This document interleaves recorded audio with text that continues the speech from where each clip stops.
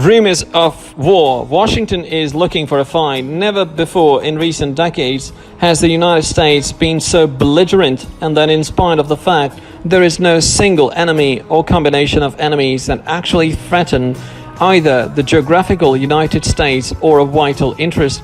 It is depressing to observe how the United States of America has become the evil empire, having served in the United States Army during the Vietnam War and in the Central Intelligence Agency for the second half of the Cold War.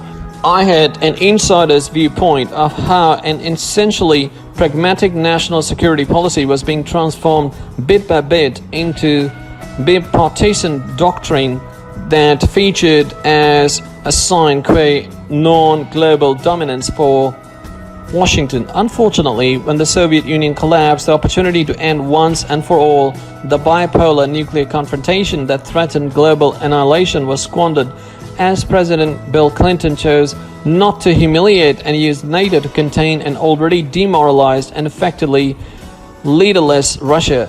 American exceptionalism became the battle cry for an increasingly clueless federal government as well as for a media deluded public. When 9/11 arrived, the country was ready to lash out at the rest of the world. President George Bush growled that there is a new sheriff in town and you're either with us or against us. Afghanistan followed, then Iraq, and in a spirit of bipartisanship, the Democrats came up with Libya and the first serious engagement in Syria. In its current manifestation, one finds a United States that threatens Iran on a nearly weekly basis and tears up arms control agreements with Russia, while also maintaining deployments of US forces in Syria, Iraq, Afghanistan, Somalia, and places like Mali. Scattered across the globe are 800 American military bases, while Washington's principal enemies, de jure, Russia and China, have respectively only one and none. Never before in my lifetime has the United States been so belligerent, and that in spite of the fact there is no single enemy or combination of enemies that actually threaten either the geographical United States or a vital interest. Venezuela has been threatened with invasion. Primarily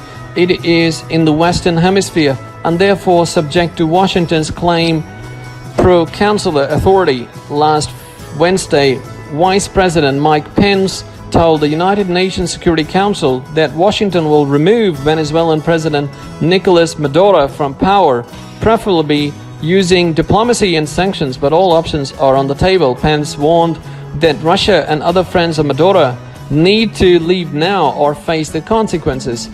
The development of the United States as a hostile and somewhat unpredictable force has not gone unnoticed. Russia has accepted that war is coming, no matter what it does in dealing with Trump, and it's upgrading its forces. By some estimates, its army is better equipped and more combat ready than is that of the United States, which spent nearly 10 times as much on defense. Iran is also upgrading its defensive capabilities, which are formidable now that Washington has withdrawn from the nuclear agreement with Iran, has placed a series of increasingly punitive sanctions on the country, and most recently has declared a part of the Iranian military to be a foreign terrorist organization and therefore subject to attack by US forces at any time. It is clear that war will be the next step. In 3 weeks' time, the United States will seek to enforce a global ban on any purchases of Iranian oil. A number of countries, including US nominal ally Turkey, have said they will ignore the ban, and it'll be interesting to see what the US Navy intends to do to enforce it, or what Iran will do to break the blockade. But even given all of the horrific decisions made in the White House, there is one organization that is far crazier and possibly even more dangerous. That is the United States Congress, which is not surprisingly a legislative body that is viewed positively by only 18% of the American people. A current bill, originally entitled Defending American Security from Kremlin Aggression Act, DSKA of 2019, is numbered S1189. It has been introduced in the Senate, which will require the Secretary of State, to determine whether the Russian Federation should be designated as a state sponsor of terrorism and whether Russia-sponsored armed entities in Ukraine should be designated as foreign terrorist organizations. The bill is sponsored by Republican Senator Cory Gardner of Colorado and is co-sponsored by Democrat Robert Menendez of New Jersey. Rumors of war with the US run rampant in Venezuela.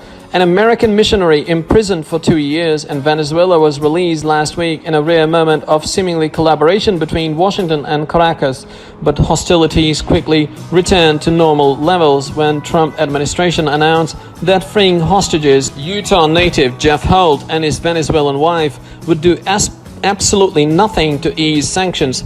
Those are heavy and getting heavier since the May 20 election that the US called a sham.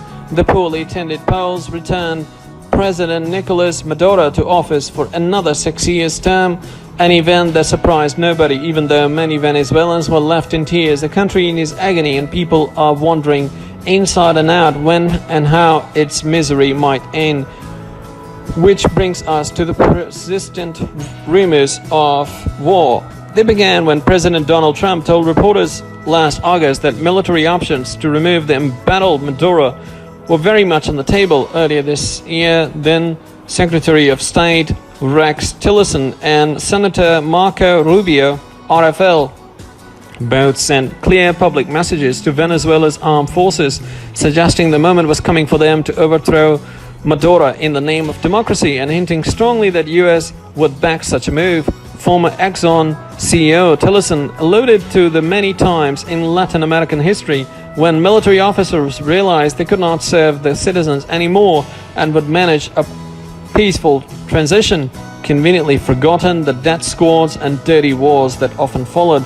Rubio, always playing to the aging but angry Cuban exile community in his native Florida, actually tweeted in February, "The world would support the armed forces in Venezuela if they decide to protect the people and restore democracy by removing a dictator."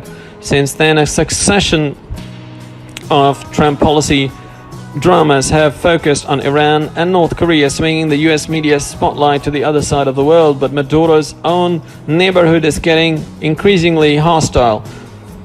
During the run-up to Maduro's re-election in May, Colombian President Juan Manuel Santos almost casually remarked that a major drama is imminent in next-door Venezuela, with a regime change which will come very soon. The Venezuelan economy, with a bit of good governance, will take off very fast, Santos told his supporters. Even long-standing Maduro ally and fellow leftist President Evo Morales of Bolivia warned in May of pending invasion of Venezuela post to be backed by the US and the Organization of American States.